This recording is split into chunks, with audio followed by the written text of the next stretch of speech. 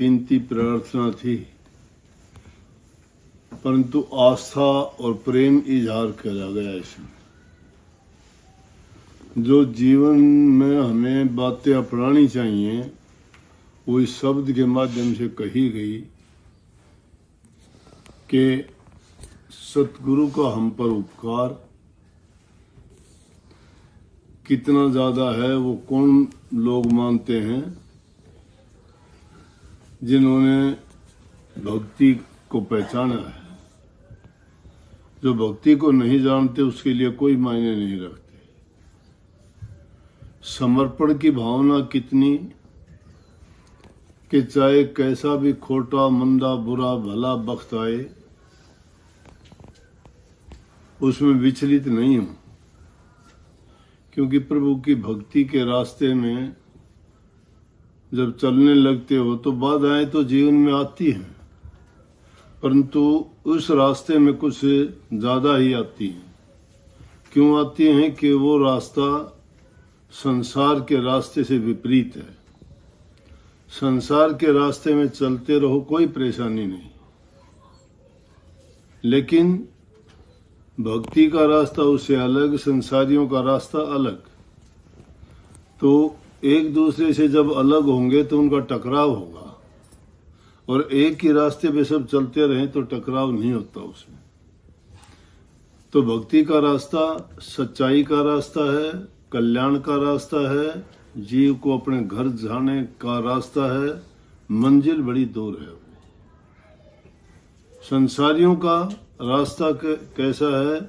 जैसा एक गोल दायरे में चक्कर लगाना। उनका लक्ष्य नहीं है कोई भी। वो उसी दायरे में कुएं के मेंढक की तरह घूम फिर के वहीं रहते हैं। अलग अलग योनियां जरूर मिल जाती हैं, कर्म अलग अलग जरूर बदल जाते हैं, माँ बाप भाई बंधु रिश्ते बदल जाते हैं, समय जगह स्थान बदल जाते हैं, हालात बदल जाते हैं, लेकिन रहना काल के जाल में ही है। लेकिन जो भक्ति के रास्ते पर चलता है उसका लक्ष्य बड़ा ऊंचा होता है और वो इस दायरे से पार कर जाते हैं। इसलिए संतों की वाणियों में कही है कि जो दुनिया में रहने वाले वो इस पार हैं, जो वहां चले जाते वो उस पार जाते हैं। तो सतगुरु वार से पार कर देते हैं। और गुरु की महत्ता कौन जानता है? जिस तरह से तीसरे गुरु थे गद्दी के सिखों में, 22 बार हरिद्वार गए वो नंगे पैर, लेकिन गुरु धारण नहीं किया था। 22 बार जाने के बाद भी एक बार जब रास्ते में, पैदल रास्ते थे, आज की तरह नहीं थे कि एक ही दिन भी जाके कोई आ जाए।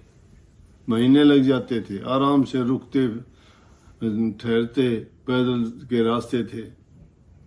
तो आती बार जब आए तो उनको एक ब्रह्मचारी मिल गया। तो ब्रह्मचारी कहने लगे, अरे भाई तेरा लोटा दे, मैं पानी लेके आऊंगा।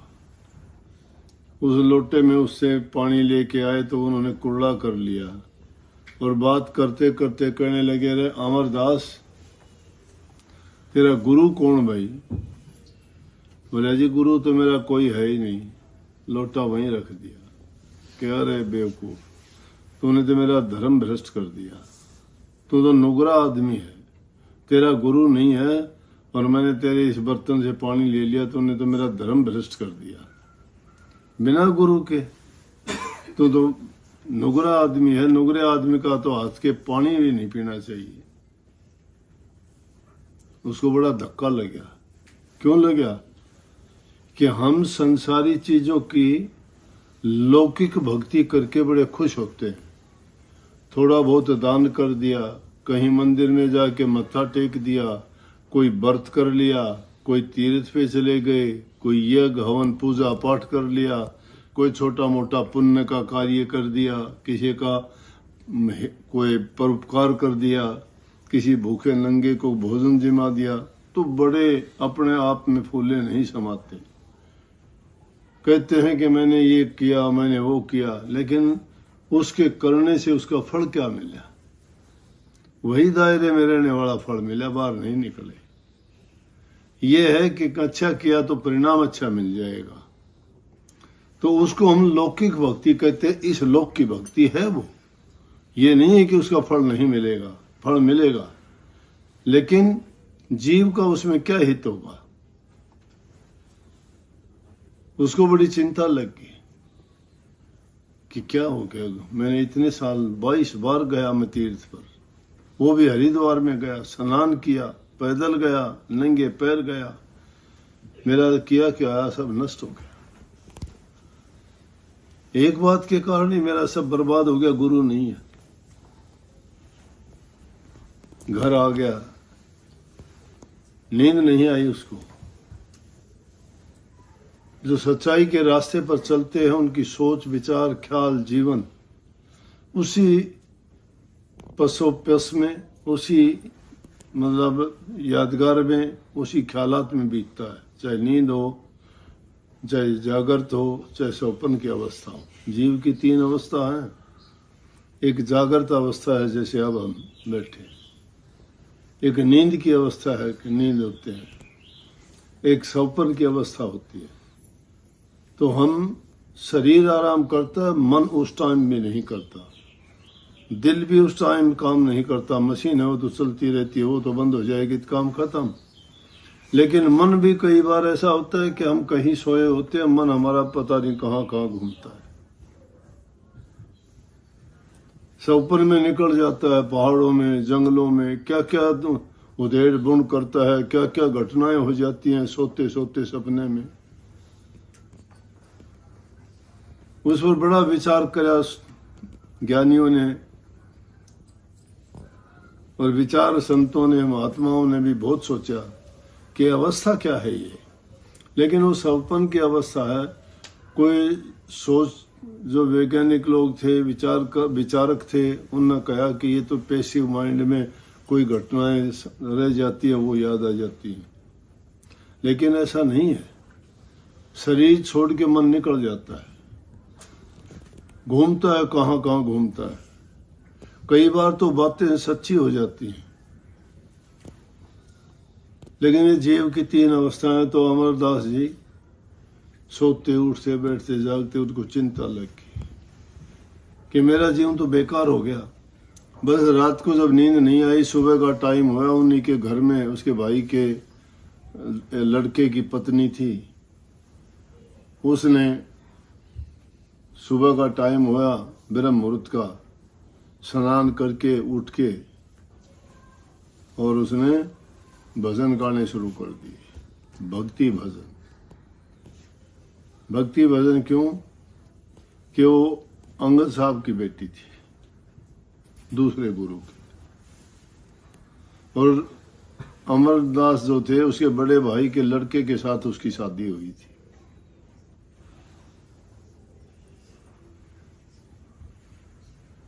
तो उसने ऐसे बिरह के गीत गाए गुरु के कि जब उसने सुना तो रात को ही उसके पास चले गया, सुबह के टाइम में जब वो गा रही थी।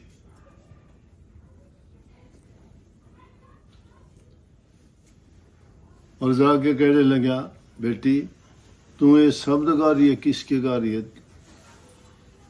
बोला जी ये तो मेरे पिताजी नानक साहब की गद्दी पर गुरु हैं और उनकी वाणी गाती हूं मैं तो। बोला वो दूसरे गद्दी के गुरु हैं। बोला किसी तरह मुझे वहां ले चल। बोले कि हमारे घर का रीति रिवाज ये है, मेरे पिताजी ने ये कह के भेजा, जब तक हम तुझे नहीं बुलाए हमारे घर नहीं आना। मैं हुक्म नहीं तोड़ सकती, मेरे पिताजी ने जो कहा है मैं बिना कहे तो जाऊंगी नहीं। बोला कोई नहीं, तेरा कसूर होगा, उसकी सजा मैं भुगतूंगा, मुझे लेके चल। संसारी जीव है ये, हर प्रकार से आदमी को परखने की कोशिश करता है। वो तैयार होगी, उसको लेके उसने सोचा कि नेक काम के लिए जाने में क्या है, पिताजी कुछ कहेंगे तो देखी जाएगी। लेकिन इतनी तड़फ और इतनी बिरह इसको है तो ये सच्चा जिज्ञासु है। और ऐसे इंसान को तो गुरु से मिला देने में नेक ही काम होगा, इसमें भी कोई मालिक की मौज मसलत है, उनकी आज्ञा है, ये उनका हुक्म है, बिना हुक्म के ऐसी घटना होती नहीं। संत की बेटी थी, संत के घर में रही थी, सत्संग सुने थे, नाम प्रभु की गुणगान सुने थे, तो इतनी तो उसमें भी ज्ञान और समझ थी।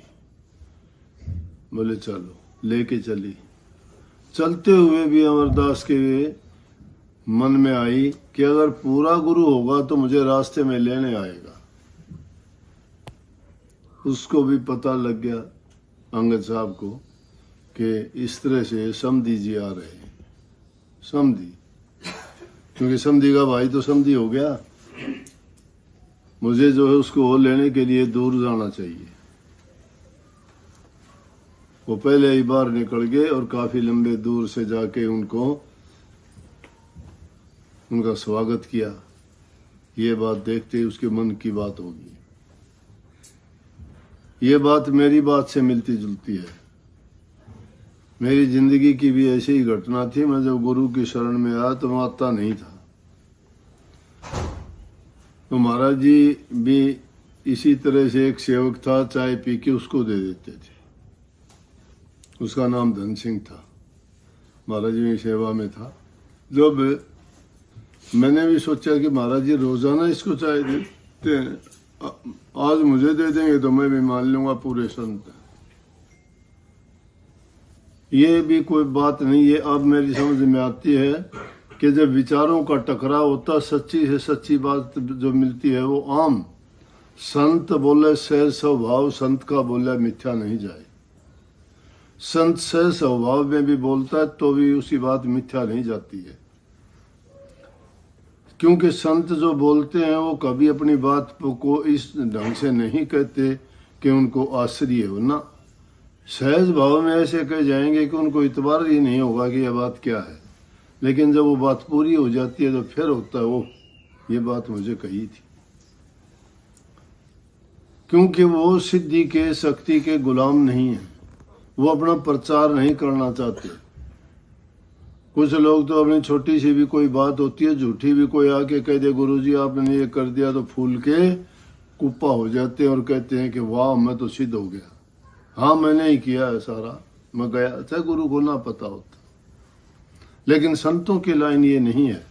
संत को सच्चे दिल से याद करते हो तो तुम्हारे पास है, तुम्हारा काम भी कर देंगे। लेकिन तुम जाके कहो, कितने लोग बता दूं ऐसी घटना। एक लड़की थी अपने जिंद की, पेप्टिकल अल्सर उसको। पहले तो कहीं और किसी की सत्संगी थी, बाद में तो उसका ऑपरेशन हुआ दिल्ली में। कोई उसका साथी नहीं, कोई जानकार नहीं, कोई कुछ नहीं। डॉक्टर ने कह दिया खून की जरूरत पड़ेगी। बाहर बैठे ऑपरेशन के लिए, खून नहीं। इतनी देर में एक आदमी आया, आके जवान छोरा आके कहने लगे आंटी जी आपको खून की जरूरत है। बोले हाँ भाई। वो तो बेचारी मन में सोच रही महाराज जी क्या करूं, कोई साथी नहीं, किससे कहूं। कहने लगे आंटी जी आपको खून की जरूरत है। बोली, देख के हैरान होगी। बोली हाँ भाई। खून दे दिया और देख के कहने लगे और खून की भी जरूरत पड़े तो बता देना, कितना भी मैं आप दिला दूंगा। ऑपरेशन हो गया, खून दे के चला गया। ये नहीं पता कौन आदमी था, क्यों आया था, कोई अता पता नहीं, कोई उससे लेना देना नहीं। अब वो आगे कहने लगे जी आप थे वो, तो आपके बिना को हो नहीं सकता, मैं तो आपको याद करती थी, उसी टाइम आ गई। अब दूसरे लोग हो तो इसी बात को कहते हाँ मैं ही था, लेकिन मेरे से तो नेम करवा लो, मैं तो था नहीं। मैं तो नेम करके कहता हूँ, मैं ऐसी बात में नहीं पड़ता। लेकिन हाँ उसका विश्वास था। विश्वास फलदायकम।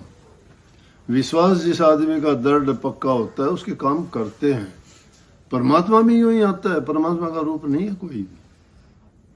तुम्हारे आके काम कर जाता है कोई अनजान आदमी, तुम्हारी मदद कर देता है दुर्घटना के समय, गरीबी के समय, भूखे मरते समय, कोई उलझन समस्या में फंसे हुए कोई भी अज्ञात आदमी आके तुम्हारी मदद करता है तो आदमी नहीं है वो परमात्मा की प्रेरणा है। वो उसी के रूप में आके तुम्हारी मदद करके चला गया, इसलिए कभी दूर नहीं होता। हम तो सोचते हैं कि वो आदमी की तरफ पैरों से चल के आएगा, हाथों से काम करेगा, बात हमारे से करेगा, उसका रंग रूप चेहरा नहीं, वो तो है ही नहीं। कौन कहता है? हम तो विदेह की भक्ति करते हैं जिसका कोई देह नहीं, कोई रंग रूप रेखा नहीं, हम उसकी पूजा करते हैं। चले बिन पैर, सुने बिन काना, कर बिन काम करे विधि नाना, अनन रहित सकल रस भोगी, बिन रस नावकता बड़े योगी। जो बिना पैरों के चलता है, बिना हाथों के काम करता है, बिना जिब्बे के बोलता है, बिना कानों के सुनता है। बात लंबी नहीं कहूंगा, बात अमरदास जी की थी। उसके मन में यह संकल्प उठा कि मुझे लेने आ जाए तो मान लूंगा भाई हाँ पूरे गुरु हैं। लेने आ गए, मान गया, मन मन में सोच लिया, अरे सोची थी वो बात पूरी होगी, भी पूरे संत है। फिर भी यकीन नहीं हुआ, घर चला गया, बैठा, बातचीत करी, खाना खाने का टाइम हुआ तो कहने लगे कि अगर अंगद साहब ये गुरु महाराज अपने खाने में से मुझे एक रोटी दे दें तो मान जाऊंगा भाई पूरे गुरु है। खाना थाली में जब आया तो कहने लगे समझे जी आप एक रोटी है और ले लो। क्या था? पैर पकड़ लिए, कहने लगे क्षमा करो। संतों की लीला संतों के पास ही होती है। अमरदास जी ने तो उसी टाइम में कह दिया मैं घर नहीं जाऊंगा। 70 साल की उम्र में समधी के घर में, जिसकी लड़की उनके घर ब्याह रखी और उनकी सेवा में एक नौकर की तरह रहा पूरी जिंदगी।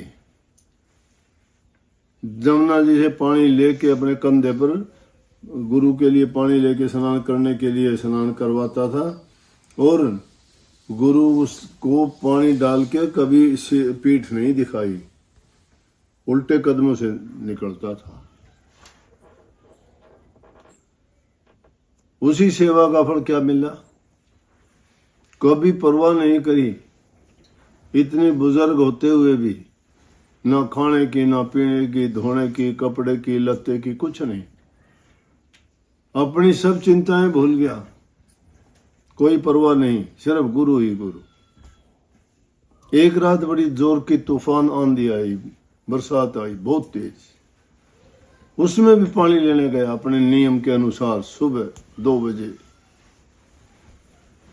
पानी लेके जब आ रहा था, गली में पानी बहुत था, गड्ढा था एक। जब वहां से गुजरने लगा तो एक जुलाहे का घर था, उसके सामने उस गड्ढे में पैर फंस गया और पैर पड़ने से गिर गया। तो आवाज हुई गिरने की, तो कहने लगा उसका घर वाला जुलाई का कि अरे कोई गिर गया, क्या हुआ? कौन? जो जुलाई कहती क्या गिर गया बेचारा, वो गरीब है ना, अमर हुआ, वो अमर है ना बेचारा, गरीब है, वो गिर गया होगा, वो पानी लेके आता है। बात सुन ली, पानी लेके स्नान करवा दिया। दिन का टाइम हुआ, मजलिस हुई, सत्संग में जैसे हम बैठे थे। गुरु महाराज कहने लगे उजुला जुलो जब मौजूद थे, मेरा कौन कहता है कि अमरू या अमरदास मेरा बेचारा है? कौन कहता है इसको? कौन इसको गरीब कहता है? नोला आज से हम वचन देते हैं, अमरदास तो जीवों के दूसरे जीवों का कल्याण करने वाला होगा। आज से गुरु है, गद्दी का तीसरा गुरु बना दिया। नोला ये नियोटियों की ओट है, बेसहारों का सहारा है, निर्धनों के लिए उनका साथी है, गरीबों की सहायता करने वाला है, भूले भटकियों को रास्ता दिखाने वाला है, और जो जीव संसार के झमेले में फंसे हुए हैं उनका कल्याण करने वाला संत हुआ। आज से ये अमरू नहीं, अमरदास गद्दी का गुरु बनाते।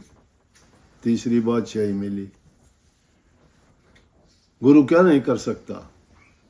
इसीलिए कही है कि गुरु मेहर करे तो कागों से हंस बना दे। काग से हंस बनाते देर नहीं करता। अरंड का चंदन बना देगा गुरु। मिट्टी से महल बना देगा। निर्धन के सिर ताज धरा देगा।